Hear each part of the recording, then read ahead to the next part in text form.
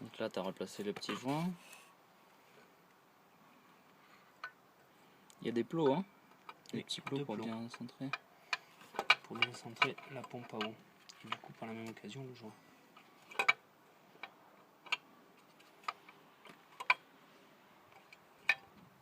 Il se fait la malle.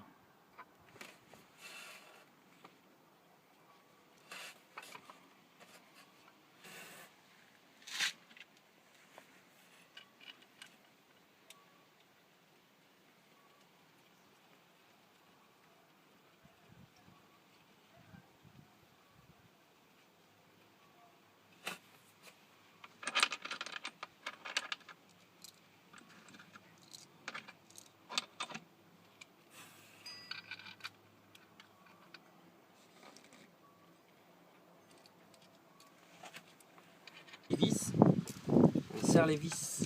Il y a un sens. Non, mais tu les serres, hein. Tu essayes de pas de les serrer tous à peu près au fur et à mesure, de pas que ça se mette pas en travers.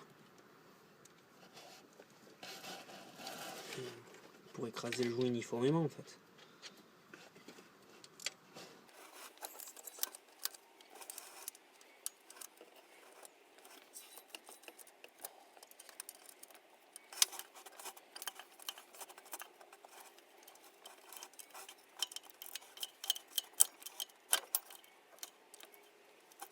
Plus longue ou moins longue, donc tu peux la mettre dans les deux sens.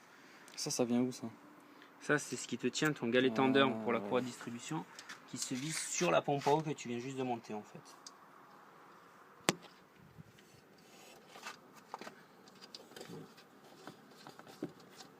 D'accord.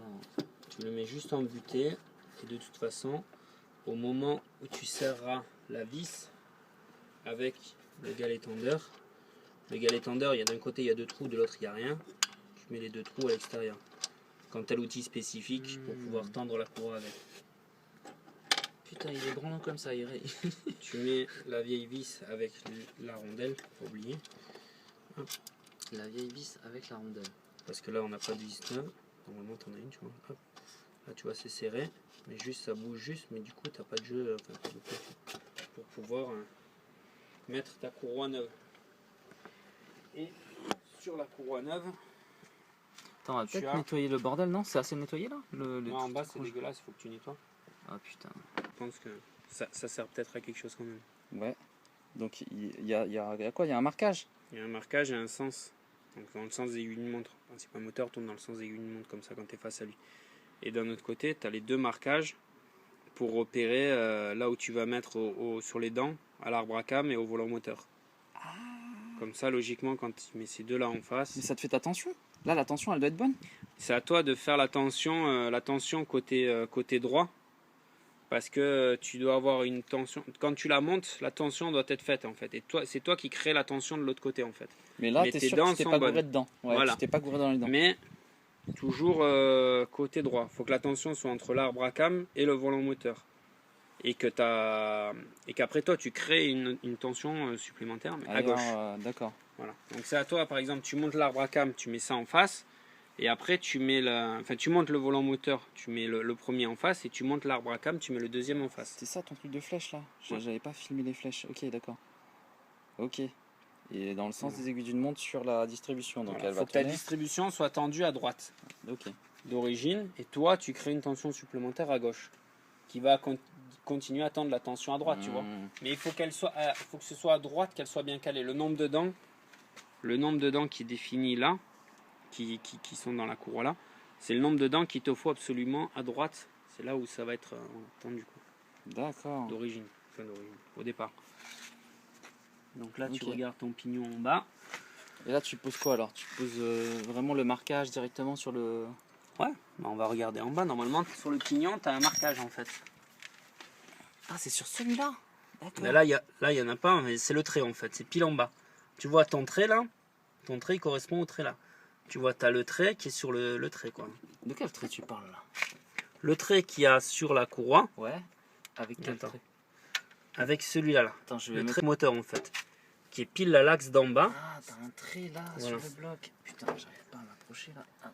Tu vois, ta courroie, ton trait de la courroie, tu le mets en face. De là, et, la et là, voilà, là tu as ton pignon et tu mets le trait en face comme ça. En fait. Et ça rentre direct là, c'est fait pour.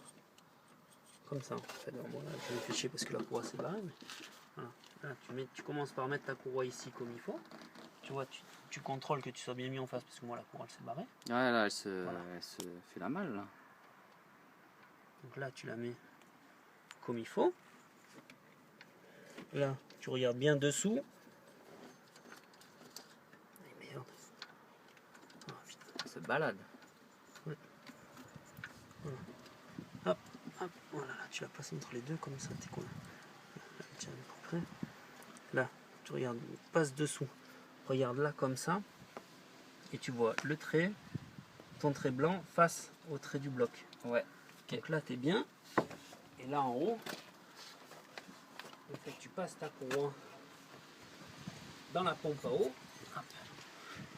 Tu tends ta courroie donc côté droit comme je te disais. Et en fait, quand elle est tendue passée côté droit, là tu regardes, tu la passes partout. En fait, t'essayes. Parce que c'est là où tu te fais chier en fait, comme un vraiment. Là, ton trait du haut, il est en face de ton trait sur le bloc moteur aussi. D'accord, ok. Voilà. Et là, en fait, il doit tomber pile au niveau de la dent aussi, au niveau du voilà, ouais. de la poulie. Quand on va pousser la courroie là, il va être dessus. Voilà, exactement. Ok. Et là, ta courroie est bien placée. Mais le problème qu'il y a, c'est que tu vois derrière, elle n'est pas rentrée là, par exemple. Et donc, il faut la rentrer. Voilà, tu la rentres. Bien que mal. Voilà. Voilà. Mais t'es pas. En fait, et là, t'es pas dans ton galet. Mais il est déjà en train il faut forcer pour mettre sur le galet. En fait, là, tu forces déjà un peu. Et comme tu es légèrement décalé sur l'extérieur, ça force un peu plus sur la courroie. Donc tu la mets bien comme il faut au fond. Ça forcera un peu moins et c'est là où après tu tends ton galet en fait.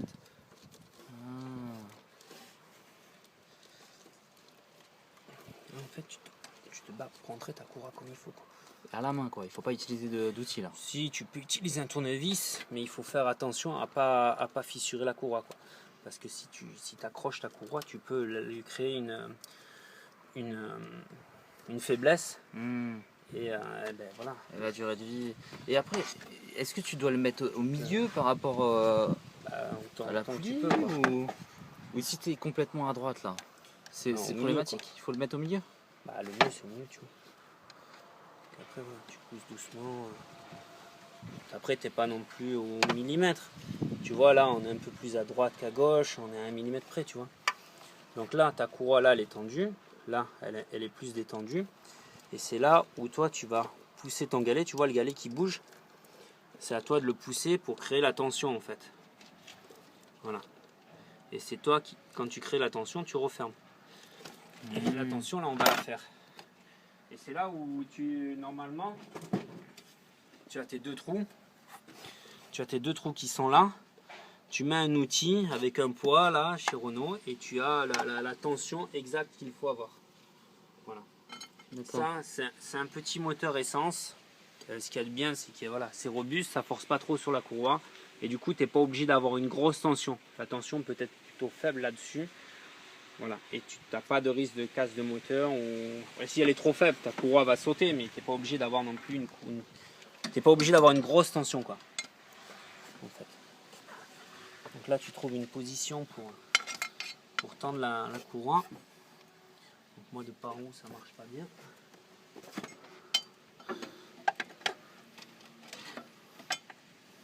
C'est quoi là? Tu trouves la position et après tu serres pour le verrouiller? Exactement. Et donc c'est à toi de te trouver un outil qui va bien. Mais ça veut dire que si ce boulon là se dessert, ça veut dire que si se dessert, la courroie se détend et ça peut. Et ta courroie et ta pompe et ta distrib peut sauter et casser ton moteur. Exactement. Ah mais il y a plein de petits boulons comme ça là. Un boulon qui se dessert, tu casses ton moteur. Il y a un boulon de la pompe à eau qui se dessert, qui tombe dans ta distrib saute, tu casses ton moteur. Non mais voilà, le problème qu'il y a c'est qu'en automobile, tu oublies un truc une fois, une seconde, tu peux perdre une roue, tu peux casser un moteur, quoi. Donc tu risques pas ta vie, mais voilà, tu peux risquer la vie des clients, quoi, à tout moment. Donc ouais, il faut quand même faire attention, quoi.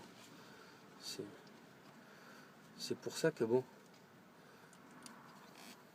il y a des fois où t'as pas envie, quoi. Donc c'est là pour cette tension, regardez un peu le couple là, s'il y a un couple de serrage pour ce bordel là. Il y a un couple que tu peux trouver sans souci. Tu la tords comme ça là. Un quart de tour comme ça. En tordant sur le côté là. Ouais. Et donc là t'es pas trop mal. Ok. Donc il faut enlever la vis là du coup. Oui. Là tu peux enlever la vis, t'as plus besoin de caler ton moteur. Hop. Voilà. Si tu la mets loin, pour pas te dire j'ai oublié une vis à mettre dans le moteur. Il faudrait. Ah oui, l'espèce de joint de merde là. Voilà. C'est ça le joint rectangulaire qui est pas livré avec le kit là. Toi tu as ça. Quelle merde. Et nous on a un rond de merde dans le kit. Voilà. J'ai peur que ça passe pas. Donc, bah plutôt non, que de le ça sortir au tournevis et de le Tu veux qu'on le graisse un petit peu, qu'on fasse un truc ou... Non, on va... C'est quoi? T'as pas de bleu là?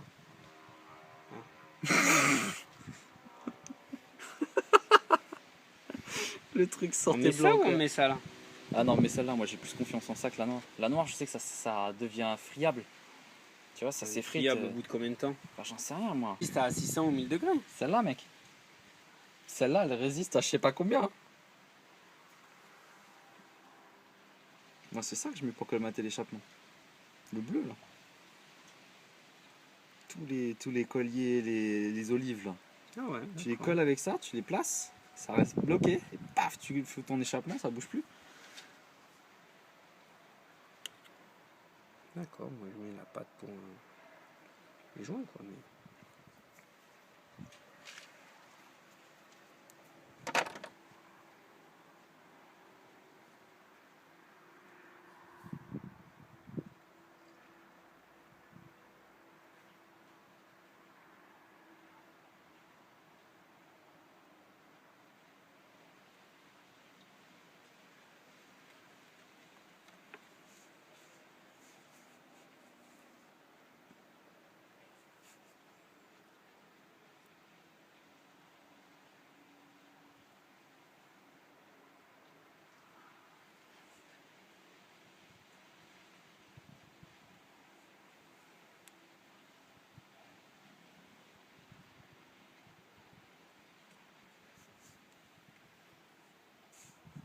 On n'est pas trop mal là.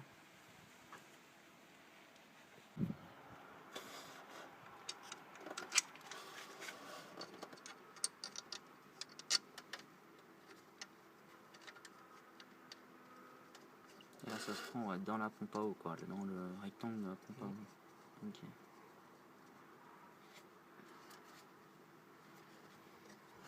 Ouais, il faut que ça soit bien monté parce qu'après c'est inaccessible ce bordel. Exactement. Si tu oublies de les serrer comme il faut, après t'es baisé quoi. Et si tu as une fuite parce que le joint fuit, d'où la pâte. voilà. Bah, d'où normalement le changement de joint.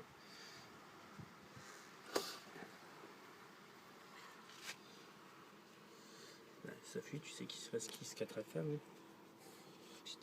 Je te rappelle. Non, tu regardes la vidéo.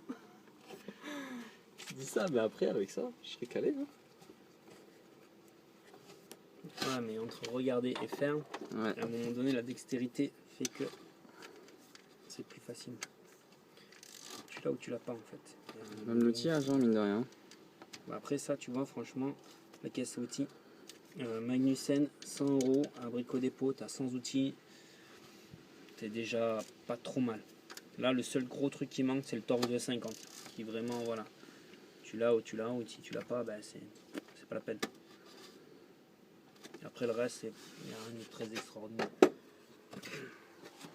Ta petite clé de 16 à cliquer là.